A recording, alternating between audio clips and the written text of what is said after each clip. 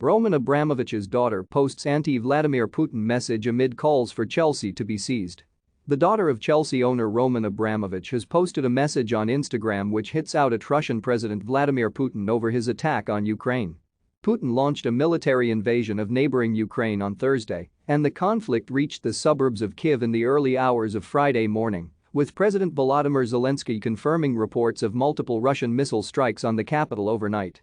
The actions taken by Putin have been widely condemned by the West, with the UK government imposing their most punishing sanctions to target Russian elites. Chelsea owner Abramovich was not among their list of targets, however, as Prime Minister Boris Johnson froze hundreds of British-based Russian assets in response to the invasion. For the latest updates on the Russia-Ukraine war, visit our live blog, Russia-Ukraine Live, but there have been calls for the Premier League billionaire to be sanctioned too, with Labour MP Chris Bryant dramatically urging the government to strip Abramovich of his ownership of Chelsea after citing a document linking him to corrupt activity. There were suggestions that Abramovich, along with a host of other Russian oligarchs based outside the country, flew back to Moscow on Thursday, though the 55-year-old's daughter may have landed him in hot water with Putin following a post on Instagram. Sofia Abramovich, the third oldest of the Chelsea owner's 7 children, shared a post on her Instagram stories which declared that Putin, not the Russian people, wanted the war with Ukraine. The image added that the biggest and most successful lie of the Kremlin's propaganda is that most Russians stand with Putin.